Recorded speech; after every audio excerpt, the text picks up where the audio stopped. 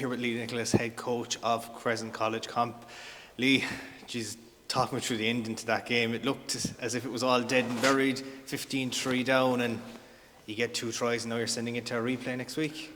Yeah, absolutely. I suppose big sense of relief there at the end, being able to get it to a draw and knowing that we was going to a replay in Limerick if it was a draw.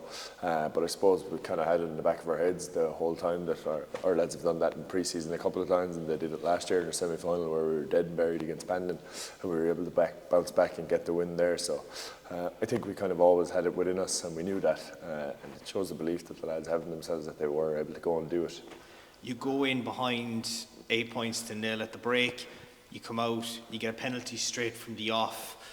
What was the chat like at half time? Was it just try and get that early score to build momentum? Well, yeah, exactly. And playing their half, I suppose. But we knew there was a strong breeze in the first half, and I suppose that's why we spent so much time in their 22, because it proved like it did in the first half towards the end when the Christians got the try. It proved difficult to get out of our half, so that's why we did spend so much time in the 22. But yeah, when we came back out, we played in their half. We managed to get a penalty and then win.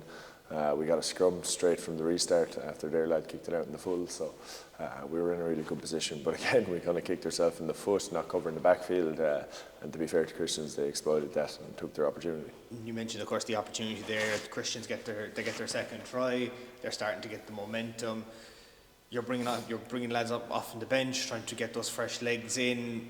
I suppose from the coaching perspective, those final few minutes, what's going through your mind, what tactics are you trying to employ that we'll say brought those 2 tries to the fold? Well, I suppose just playing in their half, which we struggled to do for the vast majority of the second half. But when we did get in there, we threw the ball around and managed to move it to the edge. You see the damage that we can do there. So I suppose it's just the next day, it's about implementing that a little bit earlier on and not being so one-dimensional. Now, looking ahead to the next day, will you have any lads who are, I suppose, injury risks after today's game, or do they all look fairly comfortable after a couple today? of injury risks. Our hooker went off early on. Conor Cleary, he went off with what looks like a collarbone injury.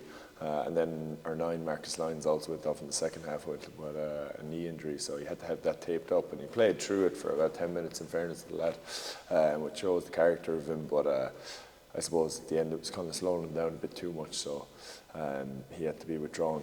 But hopefully he's good to go again for next week.